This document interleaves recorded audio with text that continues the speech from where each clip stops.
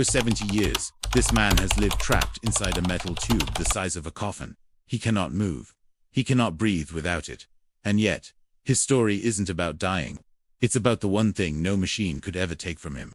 Paul Alexander has not taken a single breath on his own since 1952, and the clock has been ticking ever since.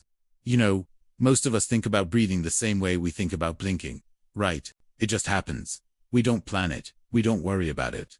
But imagine if every breath you took for the past 70 years came from a machine, not just oxygen from a tank.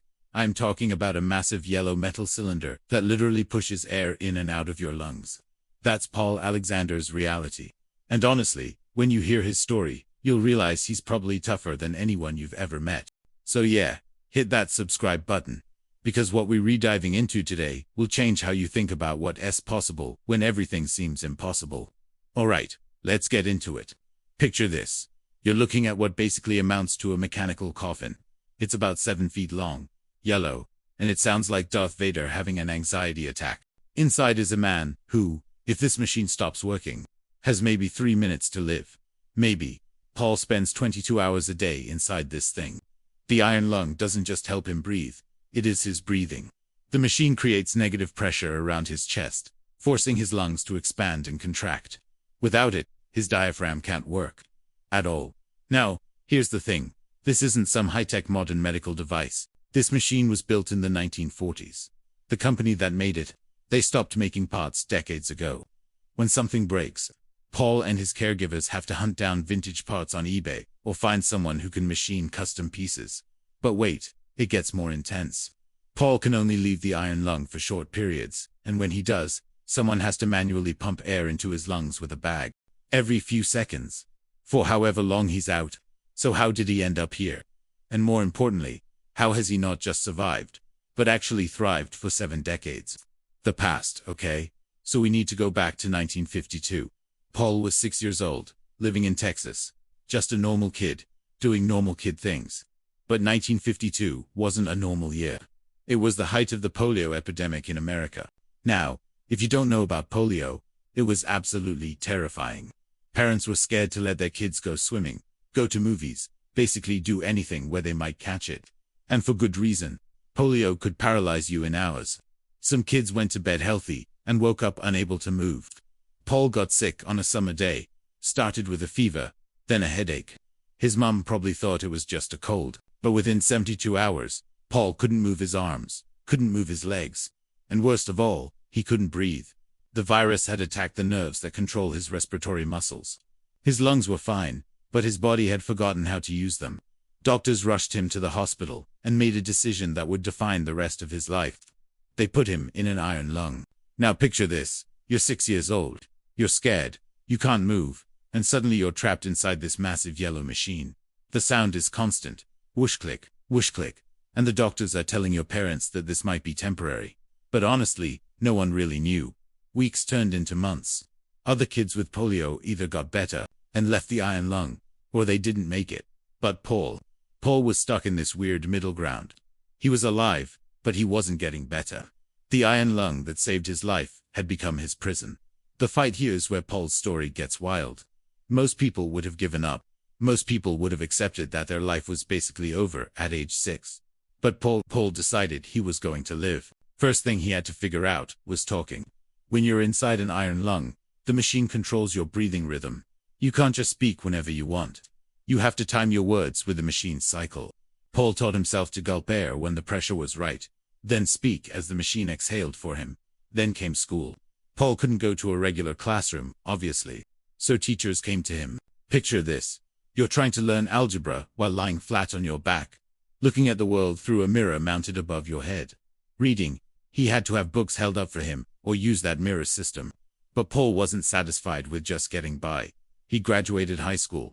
Then he went to college.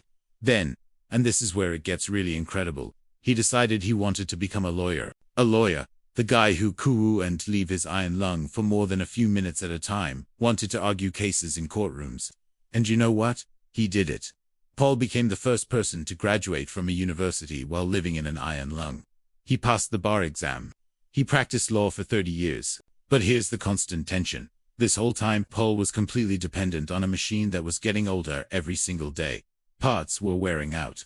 The technology was becoming obsolete. And Paul knew that one day, this machine might just stop working. The big question, so let's talk about what Paul's daily life actually looks like, because it's probably not what you're imagining. He wakes up inside the iron lung. He has breakfast inside the iron lung. Someone feeds him. He reads. He writes. He uses a computer, all from inside this machine.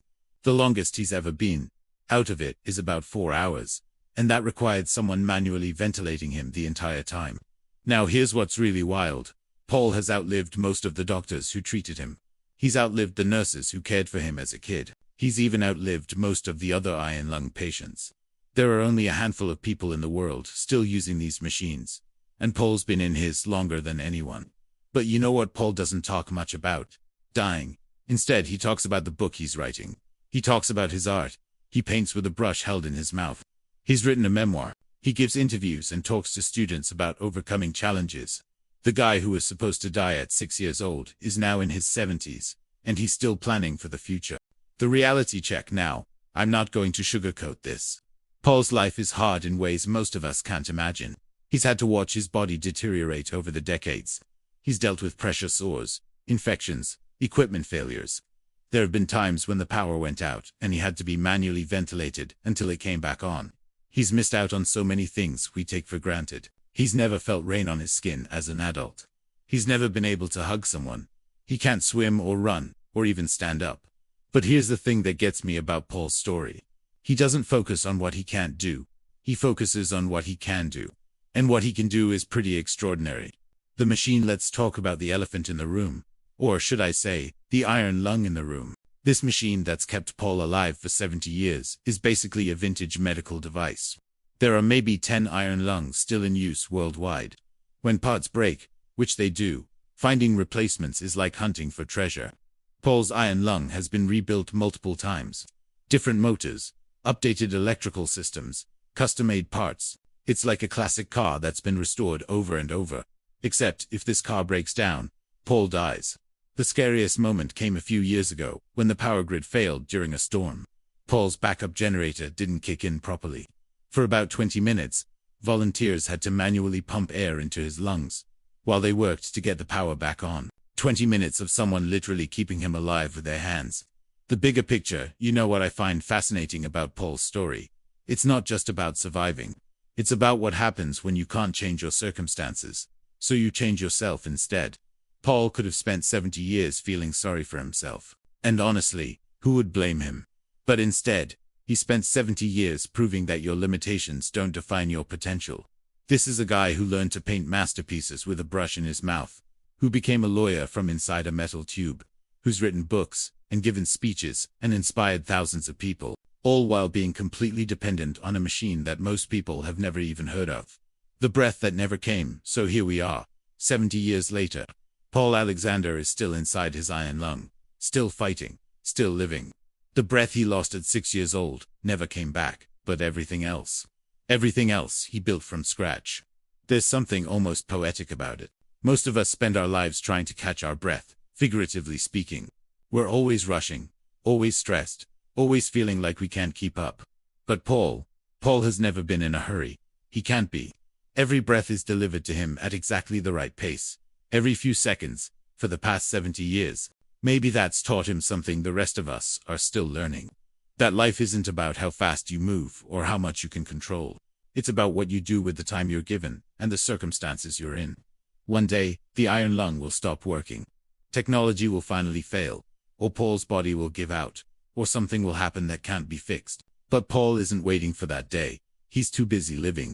The man in the iron lung has spent 7 decades proving that being trapped doesn't mean being defeated. That depending on a machine doesn't make you less human. And that sometimes, the most extraordinary lives come from the most impossible circumstances. If you found Paul's story as incredible as I did, make sure to subscribe for more documentaries about people who refuse to let their circumstances define them. Leave a comment and let me know, what's the most challenging thing you've ever had to overcome? And remember, the next time you take a deep breath, think about Paul, because for him, that simple act you do without thinking, that's been a miracle delivered by a machine, every few seconds. for the last 70 years. Thanks for watching. Stay curious, stay inspired, and we'll see you in the next one.